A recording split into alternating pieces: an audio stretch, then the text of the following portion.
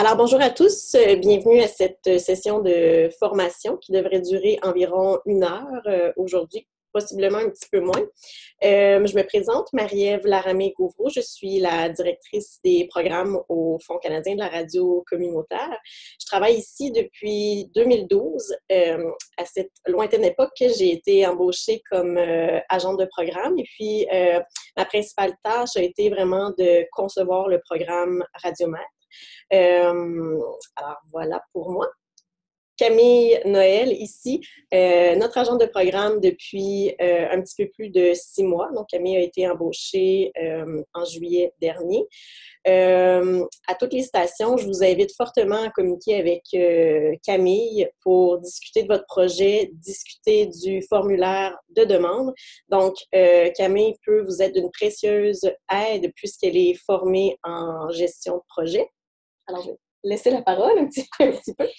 Donc, s'il y a quoi que ce soit, là, si c'est une question du formulaire en particulier qui vous cause problème, si vous vous demandez c'est quoi les attentes par rapport à cette question-là, ou si c'est pour, en fait, avoir là, des commentaires sur la demande que vous avez rédigée, n'hésitez pas surtout pas à me contacter, soit par courriel, par téléphone, ça me fera toujours plaisir de vous aider. Alors aujourd'hui, le but de la formation, c'est bien évidemment de vous parler du programme de financement Radiomètre. Donc, on espère d'une part vous aider à bien concevoir votre projet, là, bien cerner votre idée de projet. Puis d'autre part, on veut vous aider, donner des trucs pour vous aider à rédiger votre demande de financement. Comme je l'ai dit au début, on a beaucoup de choses à vous dire. Donc, on ne parlera pas de la nouvelle plateforme de demande en ligne aujourd'hui. Camille a rédigé un guide à cet effet. Donc, je vous invite à aller consulter ce guide-là qui est disponible sur notre site Internet. Alors, on y va. Je vais aller mettre la présentation parce que vous n'allez pas voir notre visage pendant 1 heure. Ça ne sera pas bien long.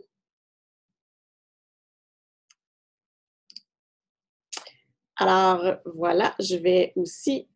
ça ne sera pas long.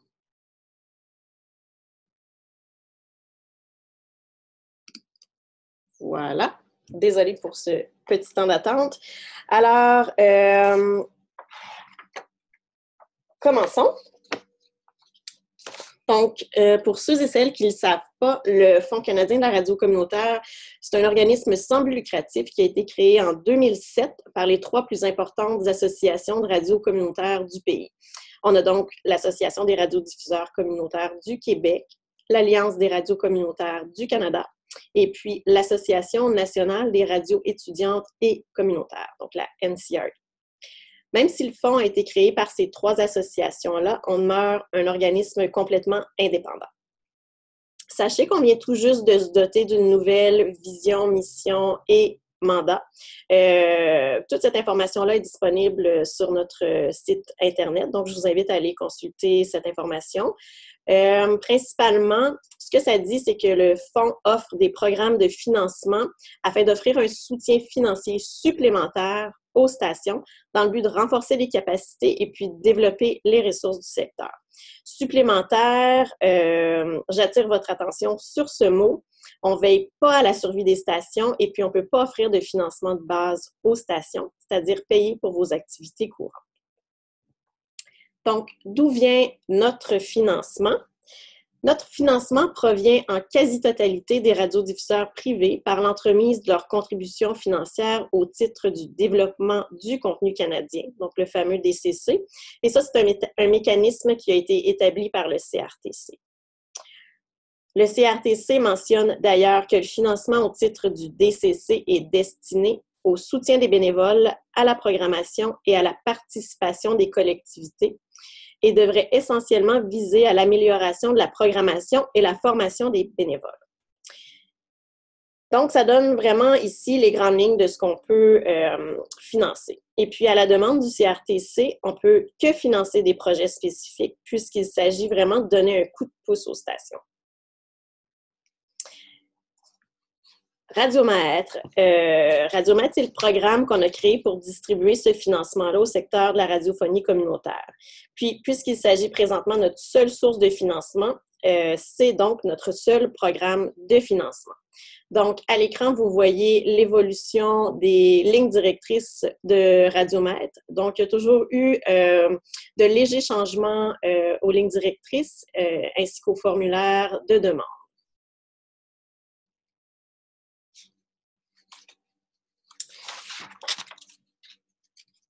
Donc, Radiomètre a été lancé pour la toute première fois au mois de juillet 2012. On en est donc rendu à la 6e année d'existence du programme et puis à la 8e ronde de financement.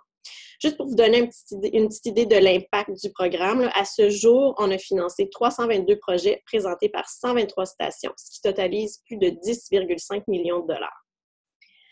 Avant de parler du programme Radiomètre en tant que tel, il faut mentionner que le CRTC a demandé au fonds d'adopter une approche qui était axée sur des normes de performance claires, c'est-à-dire des critères d'évaluation du succès du financement, comprenant notamment des renseignements sur l'augmentation des émissions produites par des bénévoles et la quantité de contenu canadien résultant de ce financement.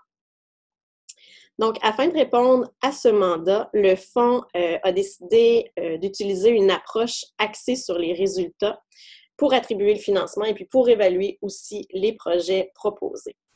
Ce qui veut donc dire que Radiomètre est un programme qui se concentre sur des résultats mesurables. Donc, c'est vraiment très important de bien comprendre ça. Il a aussi été établi par le Fonds que le financement reçu au titre du DCC servira à atteindre 3 résultats. Donc, je vous mets les résultats ici. Et puis, ces 3 résultats-là ont été approuvés et puis validés par le CRTC.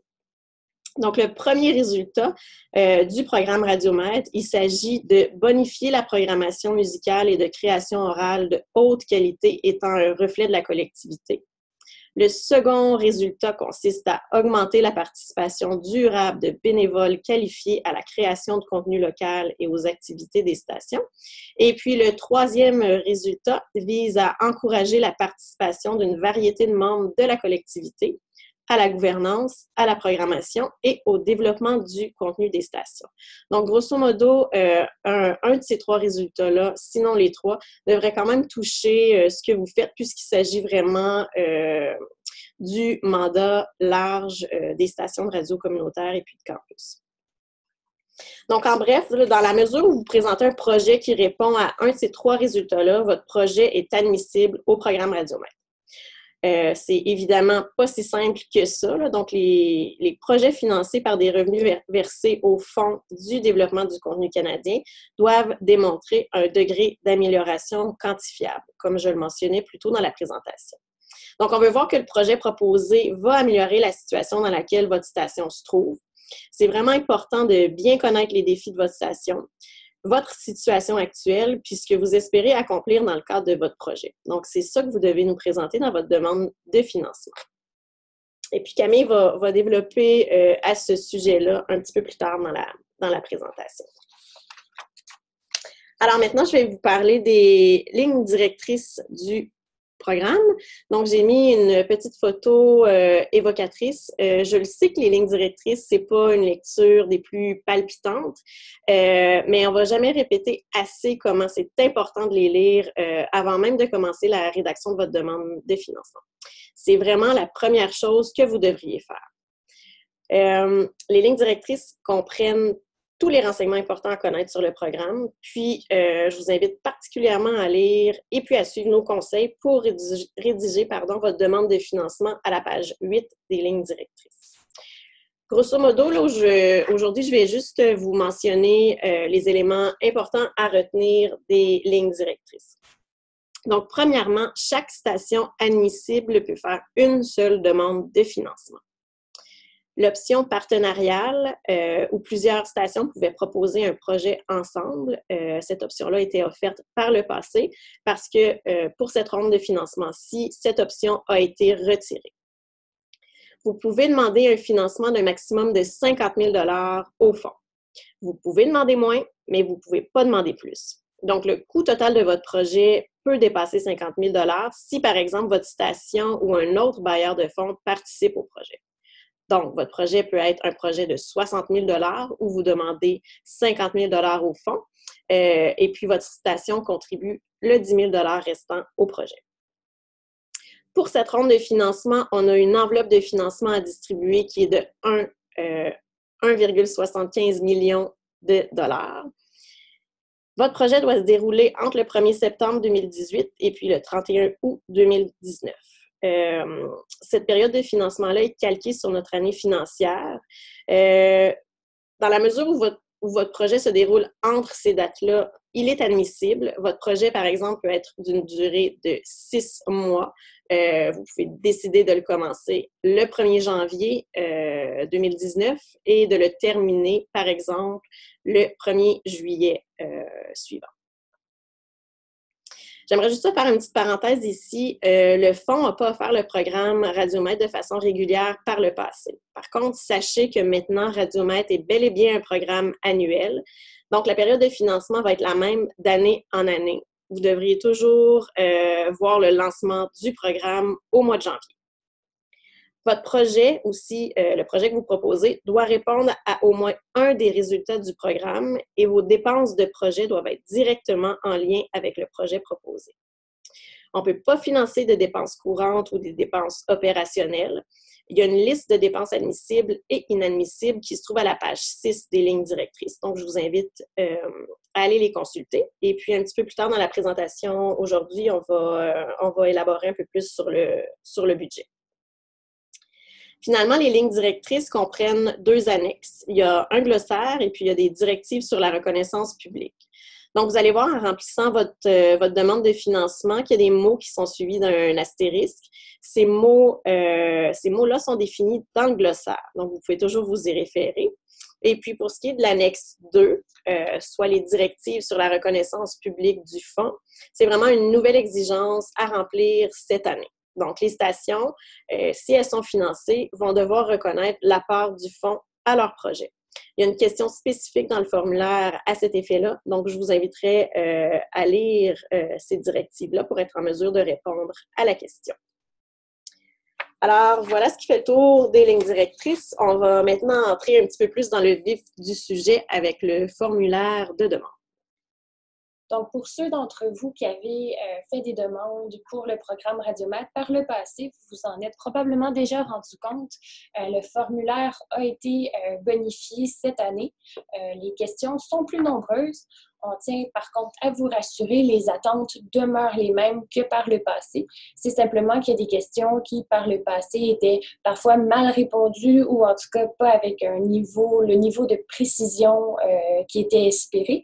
Donc, on a subdivisé certaines questions en sous-questions dans le but là, de mieux vous guider et de nous donner là, une idée précise de votre projet. Vous voyez ici chacune des sections du questionnaire qui sont listées. Donc, on va les aborder successivement. Je vous rassure, là, on ne s'attardera pas à chacune des 39 questions.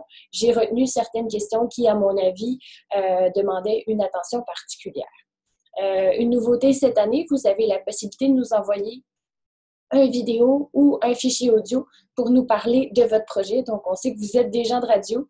Vous êtes parfois plus à l'aise à parler de vos projets qu'à rédiger.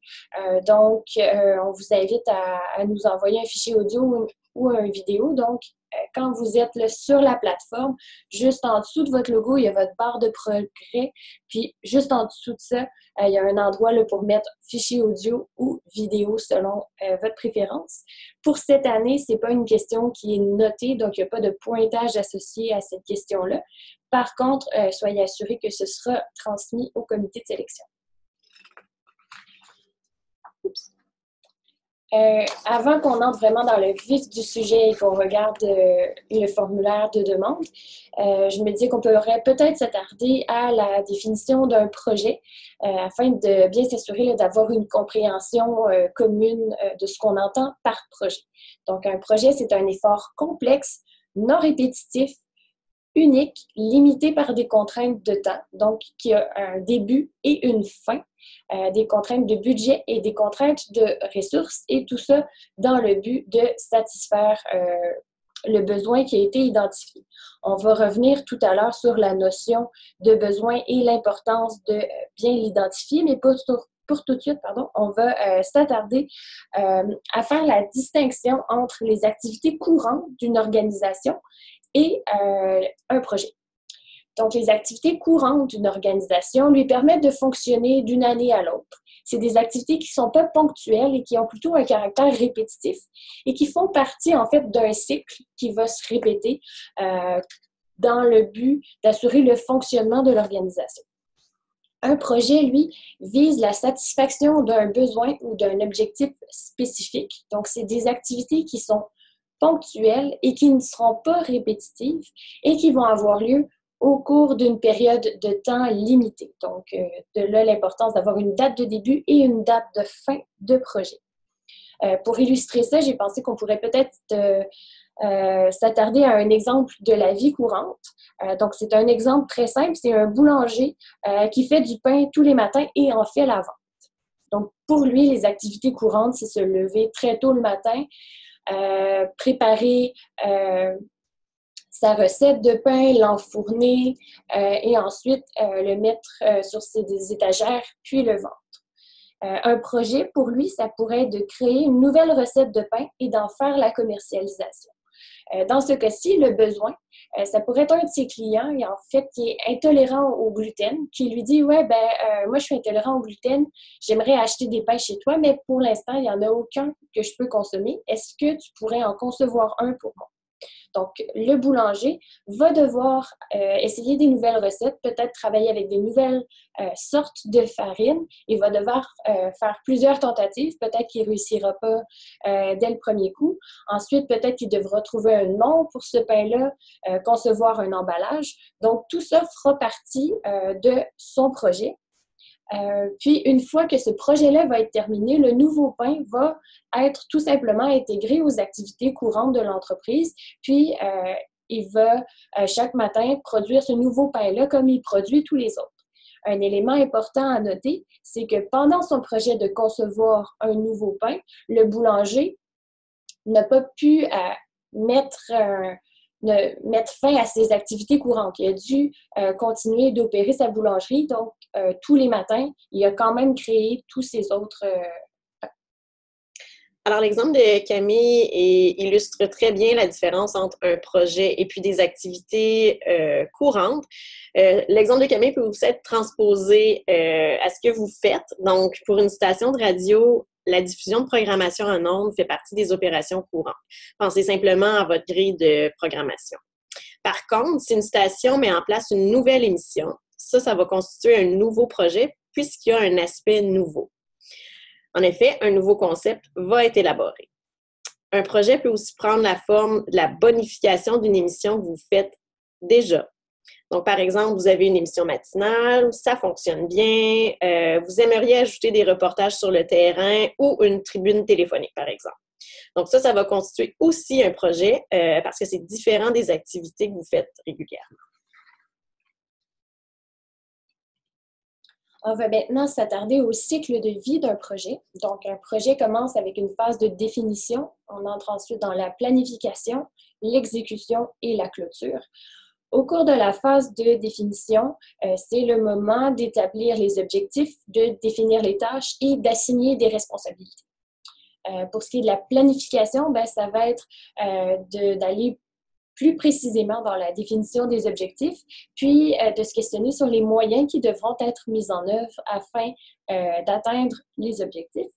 Le formulaire de demande est conçu de manière à vous aider à couvrir cette phase de définition-là et à amorcer la phase de planification. Donc, vous devez quand même être rendu assez loin dans votre niveau de réflexion sur votre projet, puis vous devez être en mesure de nous faire la démonstration que votre projet est bien articulé, que vous savez où vous voulez aller et comment vous voulez y aller. Et gardez en tête que une façon de savoir si votre projet est suffisamment détaillé, si votre document est assez complet, vous pouvez vous poser la question, si je donnais mon formulaire de demande à un autre directeur de station et je lui demanderais d'aller de l'avant avec le projet, est-ce que l'information que le formulaire contient lui permettrait d'aller de l'avant avec le projet?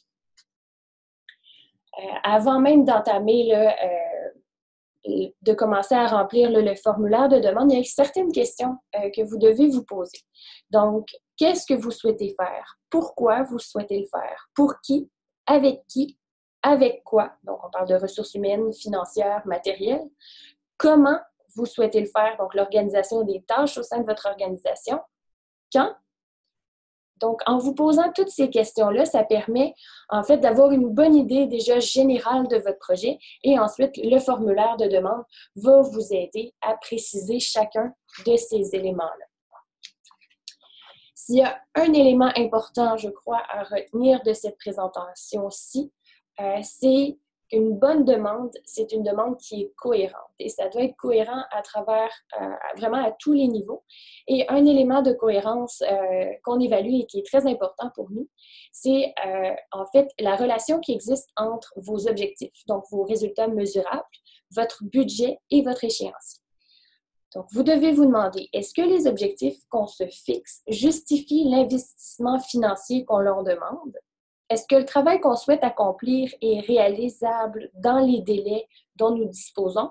Puis, est-ce qu'on peut faire ce travail-là dans les temps sans aller au-delà du budget qu'on a alloué à ce projet-là? Donc, c'est inutile là, de gonfler les objectifs un peu de manière artificielle dans l'espoir d'être sélectionné parce qu'en fait, au moment de l'analyse, on pourra se dire, ben en fait, le projet ne semble pas réaliste parce que ce qui figure parmi les objectifs ne pourra pas être réalisé en fonction du budget qui est alloué. À l'inverse, fixer des objectifs trop faibles pourrait amener les gens qui évaluent les candidatures à se dire aussi bien investir dans un autre projet où on aura des retombées plus importantes pour notre investissement. Je peux donner un petit exemple pour appuyer les propos de Camille. Par exemple, si je vous dis que le fonds a reçu 2 demandes de financement pour un projet qui allait être d'une durée de 52 semaines, nécessitant un investissement de 42 000 $. Il y a un de ces projets-là qui vise à réaliser 2 heures de nouvelle programmation, tandis que l'autre projet, la station compte produire 48 heures de nouvelle programmation. Donc, si vous deviez choisir entre ces 2 projets, lequel est-ce que vous sélectionneriez? Alors, on peut penser évidemment que vous allez dire celui avec 48 heures de nouvelle programmation. Il semble vraiment s'agir d'un meilleur investissement.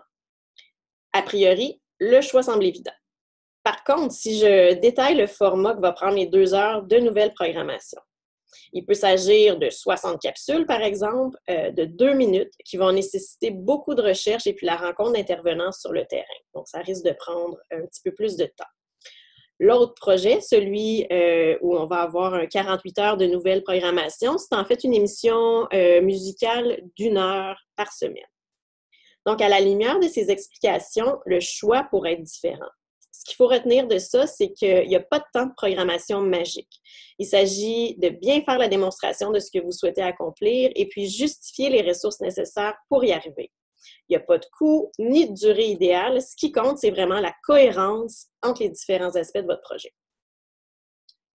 Donc, quelques mises en garde avant qu'on entre vraiment dans le formulaire de demande. Une erreur courante qu'on voit, en fait, c'est de présenter l'embauche d'une personne comme un projet. Donc, attention ici, le FCRC finance des activités et non des personnes ou des salaires. Bien sûr, il va y avoir des salaires qui vont apparaître dans votre budget de projet. Par contre, ce qu'on finance, c'est les activités, les objectifs que vous fixez, donc le travail qui sera accompli. Donc, gardez toujours en tête de nous présenter le travail que vous souhaitez accomplir, en quelle quantité ou qu'est-ce que vous souhaitez livrer, et ensuite indiquez-nous le personnel qui travaille déjà à votre station ou qui devra être embauché pour le projet, qui sera nécessaire, donc dans un tableau qu'on verra plus tard qui concerne les ressources humaines et plus tard dans votre budget. Donc, c'est là qu'on va voir que le projet nécessite d'embaucher quelqu'un et on va voir des salaires. Par contre, l'embauche de quelqu'un n'est pas un projet en soi. À l'inverse, une autre erreur qu'on voit souvent, c'est en fait de faire l'inventaire de toutes les tâches qui devront être accomplies par une personne au cours de l'année, d'essayer de les regrouper et de présenter ça sous forme de projet. Attention, c'est souvent des activités qui font partie des activités courantes de votre station, donc qui ne font pas partie d'un projet. Et il n'y a pas l'aspect nouveau ou innovant qui est au cœur d'un projet. Donc, pour nous, ça ressemble à une longue liste d'épicerie. Et étant donné qu'il n'y a pas de lien entre les activités et qu'il n'y a pas l'aspect innovateur, donc votre projet risque d'être rejeté si vous faites cela. Donc, maintenant, la section 1, votre station. Encore là, on met l'emphase sur l'importance de la cohérence. Donc, ce que vous présentez dans cette section-ci, votre station, doit être en lien avec le projet que vous allez nous présenter. Donc, ce n'est pas nécessaire de nous faire l'historique de votre station depuis sa création. Assurez-vous de mettre l'emphase sur les éléments qui sont pertinents dans le cadre de votre projet. Donc, qu'est-ce qui vous définit? Qu'est-ce qui rend votre station unique? Et en quoi c'est lié au projet que vous souhaitez voir financé par le FCRC? Donc, dans la section suivante, la section 2, votre projet, la question 7, on revient sur la notion qui a été abordée brièvement tout à l'heure, donc l'identification du besoin. C'est, à mon avis, l'étape la plus importante de la conception d'un projet, puisqu'un bon projet, une très bonne idée, quelque chose d'original, en fait, si on va de l'avant avec cette bonne idée-là, mais que ça ne répond pas à aucun besoin, on risque d'investir beaucoup de ressources financières, beaucoup de temps, beaucoup d'efforts. Mais pourquoi, au final, si ça ne répond pas à aucun besoin?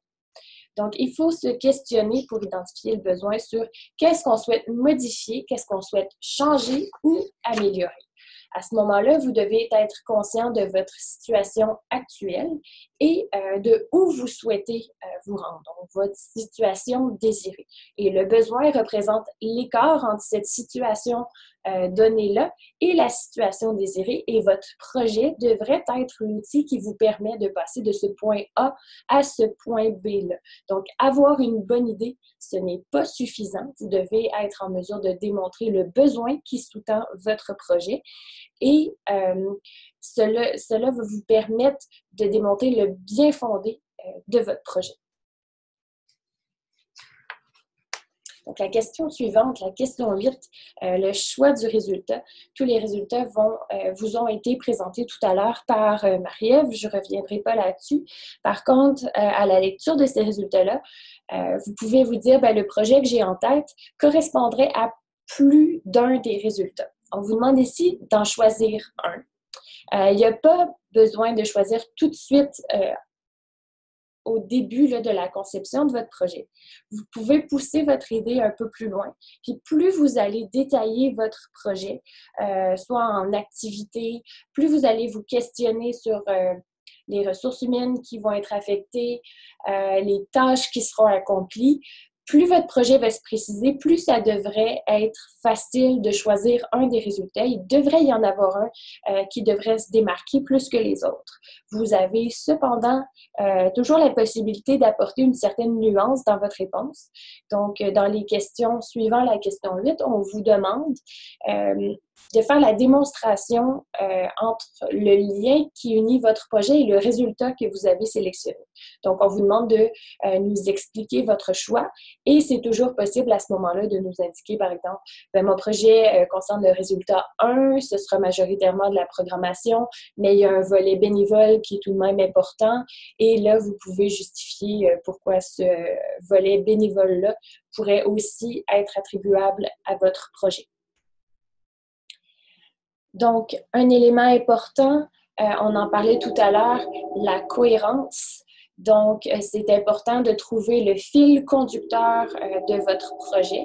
Donc, allant du résultat que vous avez choisi jusqu'aux besoins que vous avez identifiés auxquels doit répondre votre projet. Et tout ce qu'il y a entre doit aussi s'inscrire dans la même lignée. Donc, ça devrait être cohérent avec l'objectif de votre projet et vos résultats mesurables. Prenez note que vos résultats mesurables sont en fait une quantification des objectifs que vous avez identifiés et les résultats mesurables que vous avez identifiés se décortiqueront ensuite en différentes activités ou étapes qui sont là, plus faciles à agir. Au niveau de la section 3, je suis certaine que vous vous demandez est-ce qu'on doit tout compléter. Ici, ce qu'on a essayé de faire, c'est de couvrir ce qui était le plus courant dans les projets. Donc, on a inclus la programmation, les bénévoles, les nouveaux partenariats et la participation aux activités locales. Donc, on vous invite à remplir uniquement ce qui est applicable à votre projet. Vous remarquerez que chacune de ces catégories-là commence par une question oui ou non. Et si vous sélectionnez oui, vous verrez les différentes questions qui vous demanderont de préciser votre réponse. Sinon, vous n'avez qu'à indiquer non. Puis, si votre projet là, concerne de la nouvelle programmation, mais aussi un aspect bénévole, comme on donnait un exemple tout à l'heure, vous pouvez compléter ces deux sections. Par exemple, si vous voulez produire une émission qui porte sur les services offerts dans votre communauté, pour faire en fait cette émission-là, vous allez rencontrer différentes organisations sans but lucratif de votre région. Vous allez donc remplir la section sur la programmation parce qu'il s'agit d'une nouvelle émission. Puis vous allez aussi devoir remplir la section partenariat parce que vous allez tisser des liens avec les organismes de votre communauté, puis mettre de l'avant leurs services. Donc, normalement, comme Camille le disait, votre réponse oui ou non à la question devrait vous permettre de savoir à quoi répondre. Suivant cela, on va parler de la question 18 qui concerne les résultats mesurables de votre projet. Donc, c'est quand même intimement lié là, à ce qu'on retrouvait à la diapositive précédente, mais ici, on vous demande vraiment ce qui est spécifique à votre projet. Donc, c'est en fait de quantifier les objectifs que vous avez identifiés à la section 1. Gardez en tête qu'on devrait toujours être en mesure de connaître le point de départ, donc la situation actuelle de votre station, et indiquer la situation désirée à la fin de votre projet. Pourquoi est-ce qu'on vous demande ça? En fait, on vous demande ça parce que on n'est pas à votre station, on ne connaît pas votre situation actuelle et pour nous, c'est important là, d'être en mesure de mesurer le progrès qui sera fait. Donc, pour ça, c'est important de toujours donner le point de départ et la situation désirée en fin de projet.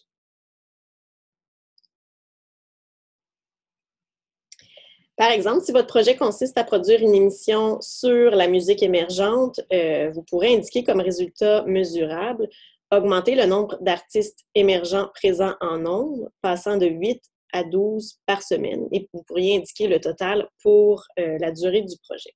Je vais aussi vous donner 2 exemples de choses à ne pas faire. Les stations mentionnent souvent comme mesure du succès l'augmentation de leur visibilité sur les réseaux sociaux. Mais pour nous, avoir 500 j'aime sur Facebook, ça ne nous dit absolument rien. Si vous décidez de vraiment mettre l'accent là, sur votre visibilité sur les réseaux sociaux, ça serait préférable d'indiquer passer de 90 abonnés à 500, par exemple.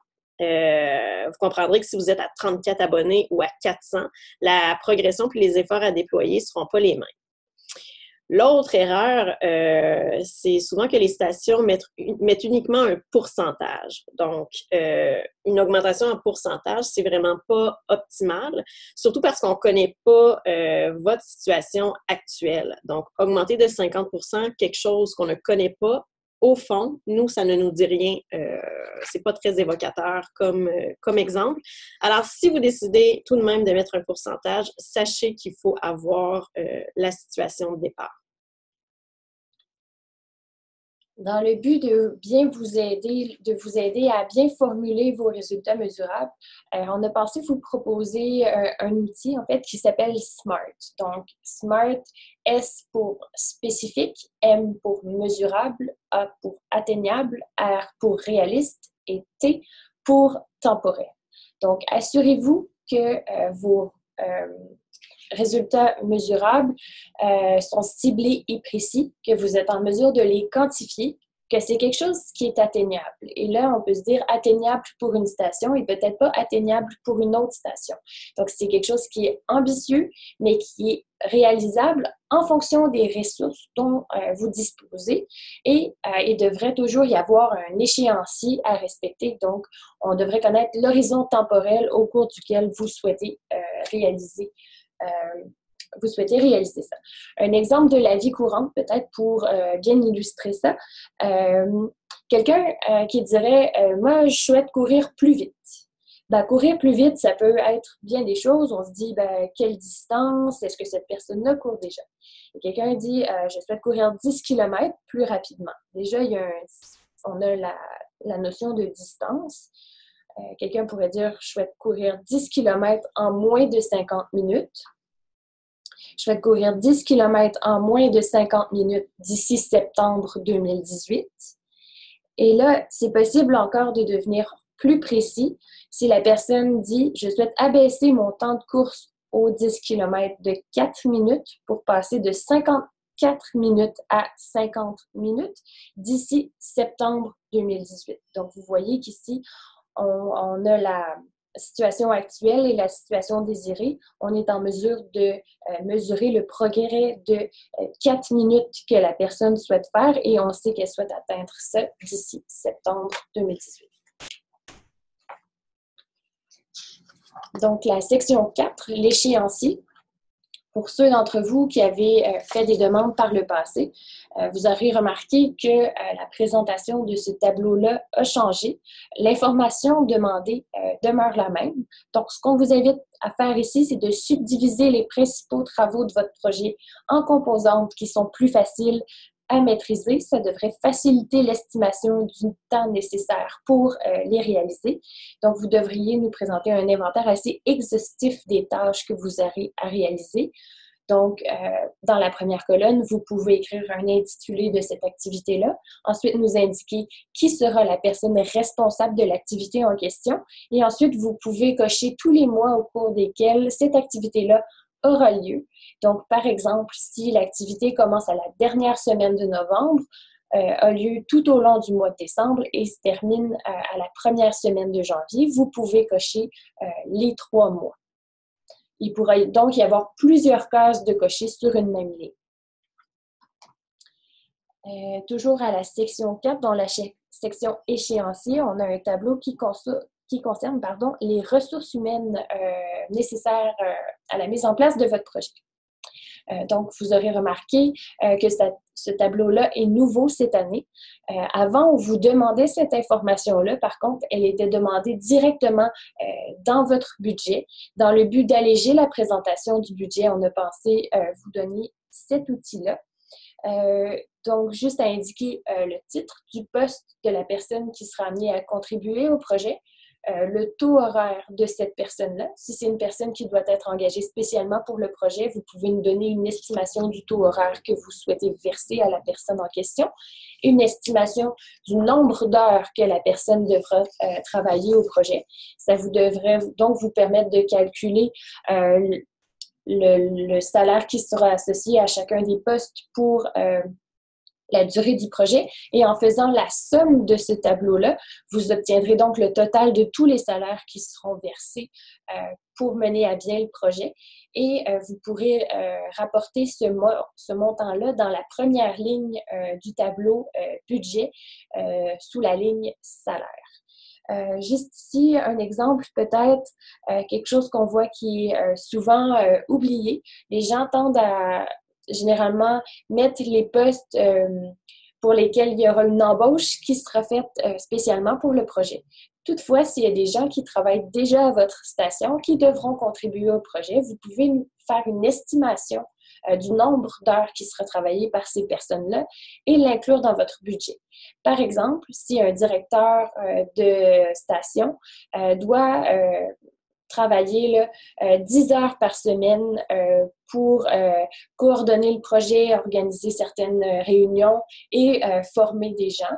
Donc, vous pouvez indiquer directeur général qui travaillera 10 heures par semaine avec le salaire et ces 10 heures-là du salaire du directeur général pourront être facturées au projet. Donc, le budget, on en a parlé il n'y a pas très longtemps. Donc, la première ligne, la ligne salaire, vous n'avez qu'à reporter le montant là, que vous avez obtenu dans le tableau précédent. Une nouveauté cette année, on vous suggère des lignes budgétaires. On vous suggère en fait ces intitulés-là parce qu'on a regardé les projets à travers les années et c'était les dépenses les plus communes. Par contre, si vous avez une dépense qui ne s'inscrit dans aucune de ces catégories-là. Il y a certaines lignes autres à la fin. Vous pouvez donc indiquer ces dépenses-là à cet endroit-là. Et si vous manquez là, de lignes autres, la question suivante, c'est avez-vous besoin de plus de lignes? Juste à indiquer oui et vous aurez des nouvelles lignes qui s'ajouteront. Pour chacune des dépenses, on vous invite à inscrire certains détails pour nous expliquer pourquoi cette dépense-là sera nécessaire ou en tout cas en quoi elle consistera. Il y a seulement là, pour la ligne salaire où s'il n'y a rien de majeur à indiquer, ce n'est pas nécessaire de mettre quoi que ce soit. On se rapportera tout simplement au tableau précédent. Ensuite, il y a la colonne pour le FCRC. Vous n'avez qu'à indiquer le montant que vous souhaitez obtenir du FCRC pour cette dépense-là. Ensuite, vous pouvez indiquer le montant que votre station souhaite contribuer, votre station ou un autre partenaire, en fait. Il y a ensuite une question pour le nom du partenaire financier et on vous invite aussi à nous indiquer si le montant fourni par un autre partenaire financier a été confirmé ou pas. Pour ce qui est là, de la colonne « Votre station », on s'est rendu compte par le passé qu'il y a beaucoup de stations en fait, qui estiment le montant qu'ils auront besoin de la part du FCRC et quand c'est le moment d'estimer leur contribution financière, se disent, ben on verra en fait quand on ira de l'avant avec le projet et s'il y a des dépenses qui sont pas prévues ou des montants qui sont plus importants que ce qu'on a demandé, on paiera pour ce qui manque. On vous invite tout de suite à déjà estimer le montant que votre station devra payer puisque vous vous souvenez, on évalue la cohérence entre vos objectifs, votre budget et votre échéancier. Donc, si vous négligez d'indiquer l'argent qui sera mis dans le projet par votre station, vous pourriez nuire à la cohérence entre le budget et vos objectifs. Un dernier élément, pour ce qui est de la ligne fourniture technique et équipement, il y a eu un changement cette année. Donc, avant, c'était un montant fixe, peu importe le montant qui était demandé au FCRC. Maintenant, c'est 5% du total que vous demandez au FCRC qui est admissible.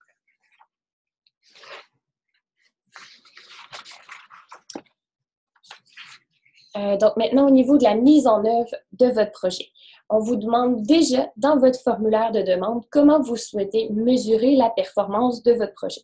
Et là, vous vous dites, on ne sait même pas encore si on est choisi, pourquoi est-ce qu'on devrait se questionner par rapport à ça.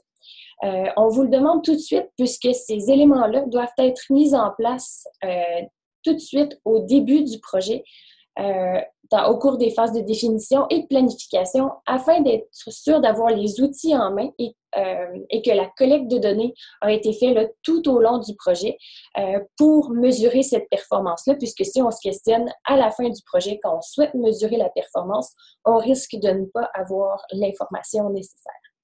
J'aimerais juste vous dire que ces outils-là que vous devez mettre en place n'ont pas besoin d'être complexes. On veut pas vous compliquer la vie pour rien. Je vous donne quelques exemples. Il pourrait s'agir de rencontres hebdomadaires que vous tenez déjà avec votre personnel ou encore la comptabilisation de données dans un fichier Excel. ou encore avoir des documents partagés sur un serveur accessible à tous afin de compiler vos résultats. Un dernier élément, donc la gestion des risques. Vous vous demandez, un risque, c'est quoi? Ben, c'est la probabilité que survienne un événement nuisible qui nuirait ou qui viendrait compromettre la réalisation des objectifs d'une organisation ou d'un projet. Ici, ce qu'on évalue, c'est davantage la qualité de votre analyse et pas le nombre de risques qui aura été identifié. Donc, cette question-ci vise à vous aider à vous questionner pour identifier qu'est-ce qui pourrait mal se passer au cours de votre projet pour déjà mettre en place des mécanismes pour réduire la probabilité que ces événements-là se produisent. Et donc, si vous identifiez beaucoup de risques, vous n'êtes pas pénalisé parce qu'on se dit « Ah, ce projet-là est risqué, il ne sera pas financé ». À l'inverse, si vous identifiez aucun risque, il n'y a pas aussi d'analyse qui est faite de se dire ben, ce projet-là n'est pas du tout risqué, finançons-le. Donc, c'est vraiment l'analyse que vous faites, les risques que vous identifiez et les mécanismes que vous souhaitez mettre en place pour limiter leur impact qui sont pris en compte. Donc, vous vous demandez peut-être pourquoi on vous pose cette question-là sur la gestion des risques du projet. Nous, en fait, quand on évalue le projet, ça va nous aider à voir là, votre capacité à bien gérer le projet. Je sais que c'est peut-être pas évident à identifier des risques, donc c'est la raison pour laquelle on a mis une liste de risques, en fait la liste des risques qu'on a jugés là, les plus courants pour votre projet. On a listé ça dans la sous-question. Donc vous pouvez en sélectionner quelques-uns de ces risques-là, ceux qui vous touchent plus particulièrement, et puis nous les expliquer davantage. Alors, on va passer maintenant à la sélection des demandes. Donc, on a terminé la section rédaction de votre demande. Donc, supposons que vous avez soumis le tout. Quels sont les critères de sélection du programme Radiomat? Donc, vous les avez à l'écran ici. Je ne vous ferai pas la lecture de tous les critères parce qu'ils sont inscrits dans les lignes directrices et puis ils sont aussi sur notre site web. Donc, vous pouvez aller les consulter facilement. Vous devriez garder en tête que ces critères-là, quand vous rédigez votre demande de financement. Donc, c'est des critères quand même assez importants. Donc, vous pouvez vous y référer si vous le jugez nécessaire. Puis, je vous le dis, les 3 premiers critères que vous voyez à l'écran comptent pour 40 de votre évaluation. J'aimerais aussi vous mentionner qu'on tient compte de votre historique avec le fonds lors de l'évaluation de votre demande. Donc ça peut avoir un impact négatif sur votre pointage final. Si vous êtes un nouveau demandeur, par contre, vous ne serez en aucun cas pénalisé. Mais si on a déjà financé votre projet, que vous avez remis des rapports en retard, par exemple, ou que vous n'avez pas communiqué avec nous s'il y avait des changements importants au projet, il y a des points qui vont pouvoir vous être retirés. Puis cette pénalité-là peut aller jusqu'à 20 %. Donc, si vous avez eu 100 % lors de l'évaluation de la demande, votre score pourrait diminuer à 80 %. Si c'est le cas, normalement, le fonds vous l'a mentionné à la fin de votre projet. Donc, soyez pas inquiets.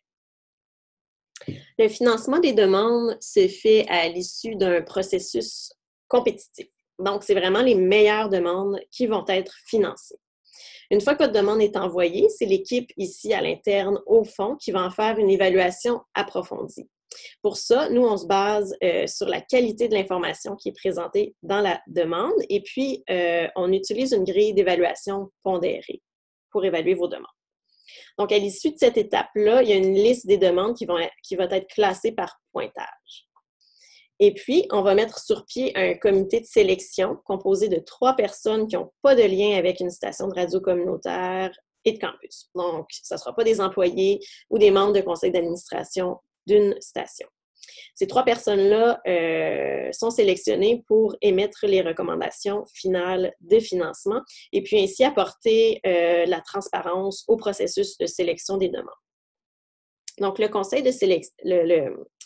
Le comité, de sélection va lire toutes les demandes qui ont été proposées au fonds. Ils vont lire aussi les évaluations qui ont été faites par le FCRC et puis ils vont ajouter leurs commentaires à propos des demandes. Donc, leur but, c'est vraiment de voir quels projets sont les plus méritants. À la toute fin, il y a une rencontre finale qui est prévue, rencontre finale en personne, où on discute des demandes et puis où on prépare une liste des projets approuvés. Cette liste de projets-là va être ratifiée par le conseil d'administration du FCRC. À titre indicatif, j'aimerais vous souligner que lors de la dernière ronde de financement, il y a eu 37 % des projets présentés qui ont été approuvés. Ça veut dire qu'on a approuvé 34 projets sur 93 projets qui avaient été financés. Il s'agissait du nombre le plus élevé de demandes reçues dans le cadre d'une ronde de financement. Puis, on peut penser que cette année, le tout sera similaire. Là. Il va sûrement y avoir une quarantaine de projets qui vont être approuvés. Alors, la dernière diapo, on est arrivé à la toute fin, c'est l'échéancier du programme. Donc, vous avez les dates importantes à l'écran.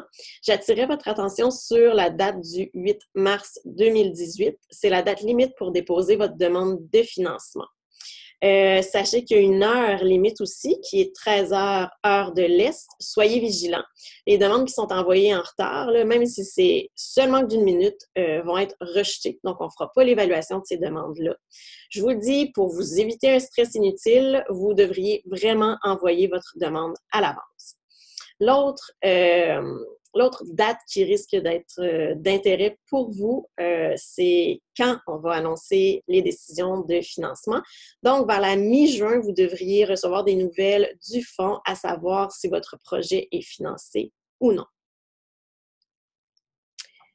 Je vous invite donc, si jamais vous avez des questions à propos du programme ou encore du formulaire de demande, je vous invite à communiquer avec nous ici au fond. Ça va nous faire un grand plaisir de répondre à vos questions. Vous pouvez aussi soumettre l'ébauche de votre demande, puis on peut vous offrir une rétroaction sur celle-ci. Donc, je vous remercie d'avoir été présent à cette session de formation-ci. Merci et bonne journée.